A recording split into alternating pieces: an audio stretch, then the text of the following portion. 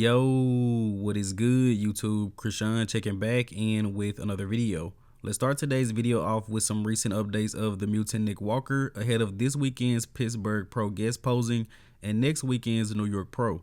In the caption of this post, Nick Walker said, "I'm not only here to win, I'm here to make it very clear." So reading that, I would assume that Nick isn't only coming into this New York Pro for the win. He's looking to absolutely crush the competition and really make a statement going into this year's Olympia. And looking at Nick's recent updates, it looks like he's truly going to bring his all-time best to the New York Pro, and we will get a sneak peek of that this weekend in Pittsburgh. Now, speaking of the New York Pro, we have some recent updates of Tonio Burton. And Tonio said everyone is acting like it's a fight for second, but he does not see the show that way. And I really love Tonio's confidence. Even though everyone is saying Nick is going to win the show, Tonio is still keeping the mindset that he's actually going to walk away with that title. But honestly, over the past few years, I feel like Tonio has only made improvements. So whether he wins the New York Pro or not, I definitely think he will bring a better package than he brought to the Arnold Brazil. Now, also ahead of the New York Pro, we have some recent updates from Stuart, Sutherland beef stew, and I think it's quite possible that these are the best updates I've ever seen of Stuart Sutherland. He's looking huge, dense, and also conditioned ahead of this year's New York Pro, and I think most people are expecting Nick, Tonio, Martin, and Quint to be in that top four at the New York Pro, but I would definitely not count out beef stew. This guy looks massive. Now, in the next update of the day, I did want to spend a little bit of time talking about Samson Dauda. In this specific video, Samson is over in Oxygen Gyms, pretty much advocating for all of the European athletes to come and compete at the Dubai Pro for a lot of money. But I did want to address something else. As I'm sure everyone knows by now, Samson decided to block Milos, Dennis James, and Chris Cormier. And I'm not going to share any footage from the podcast, but I will put the link in the description below so you guys can go check it out. But I just want to give my thoughts about Samson Dauda and this whole Milo situation once again. So my problem with this is Samson could have just been straightforward from the jump. After the Arnold, he could have said, you know, Milos isn't getting the job done. I no longer want to work with him. And this is bothering me so much, I also want to end our friendship. But Samson did not say that. He was not straightforward about this whole situation regarding Milos. And my number one problem with Samson is he decided to tell his fans, me and Milos are still friends. He's no longer my coach, but we're still friends. We're still cool. Fast forward to now, he's blocked Milos, Chris, and Dennis James. Samson and Milos are in fact not friends. Samson, I don't respect how you come out and just honestly lie to your fans.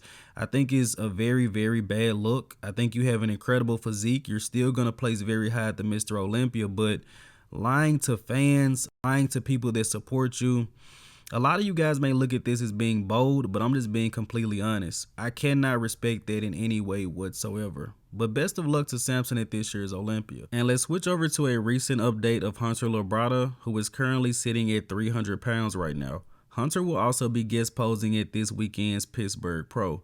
And in the caption of this post, Hunter said he isn't even trying to push his weight up. He's just trying to make improvements and the body is growing. But based off what I'm seeing here, it looks like Hunter has pretty much made improvements everywhere. Not any drastic improvements, but he has added size everywhere, especially more density in the upper back. But based off this update of Hunter, I truly believe we're going to see the best version of Hunter we've ever seen whenever he decides to hop on a stage.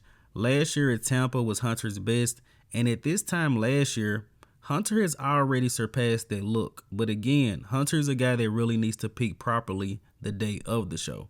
Now let's switch over to the latest update of Behrooz Tabani at about 6 weeks out from the Impro Classic, where he will be competing against William Bonac as well as Michael Krizo.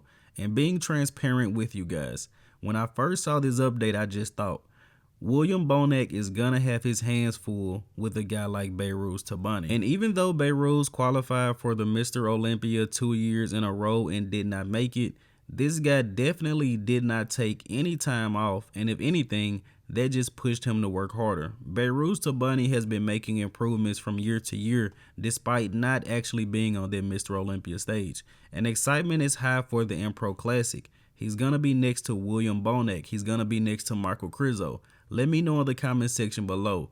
Does Behrooz Tabani have a real shot of winning the Impro Classic versus a guy like Krizo and William Bonac? Now, in the next update of the day, we have a recent update from Nathan DeAsha. And I know that Nathan has made hints of him possibly doing the Dubai Pro, but I'm not 100% sure if Nathan has committed to that. But taking a look at his current physique, I think he definitely could be ready for Dubai in about 10 weeks.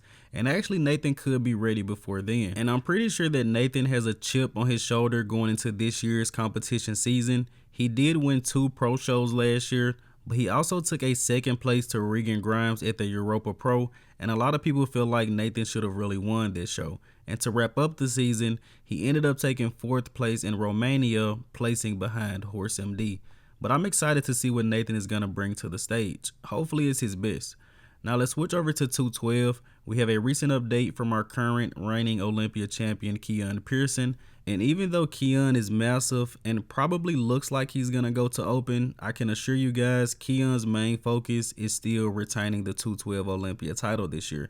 And I don't really talk about Keone much because I don't really see many things changing. Keone Pearson is now the 212 Olympia champion. I think he can hold on to that for a little while. I don't think anyone is going to outstructure him. Anyone is going to outpose him. And from year to year, I think conditioning and muscle maturity are only going to improve. What do you guys think? Now let's switch over to classic physique. We have a crazy update from Stephane Matala, again coached by Patrick Tour. And we have no idea when Stephane is competing. And to be honest with you guys, I don't even think it's anytime soon. I believe Stephane is really about to suffer for his next classic physique show. Stephane looks absolutely peeled here, and I say at the earliest he competes in 6 weeks at the Impro Classic.